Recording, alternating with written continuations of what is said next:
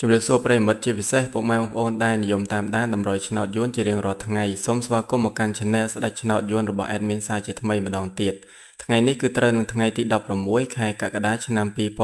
2026 Admin យើងមានលេខតម្រុយល្អមែនទែននិងបានធ្វើការសម្រិតសម្រាំងយ៉ាងម៉ត់ចត់ដើម្បីនាំយកតម្រុយលេខពិសេសដែលមានភាគរយខ្ពស់ក្នុងការចេញនៅថ្ងៃនេះមកចែកជូនពុកម៉ែបងប្អូនទស្សនានិងយកទៅផ្សងសំណាងហើយលាភហើយជ័យទាំងអស់គ្នាណាបាទ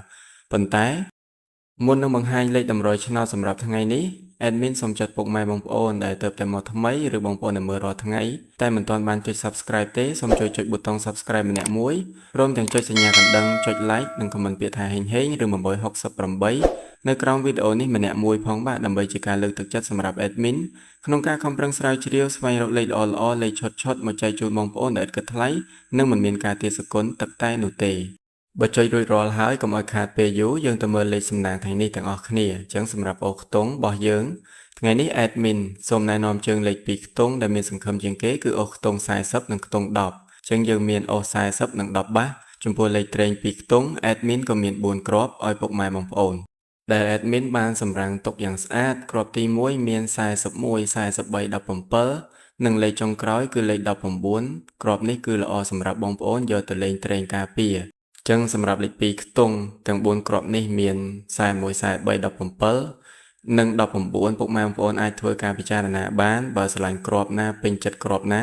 អាចយកទៅផ្សងសំណាងបានទាំងវេនថ្ងៃនិងវេនយប់ឥឡូវចូលដល់3លេខសម្រាប់បងប្អូនដែលចូលចិត្តផ្សងសំណាងលុយដុំ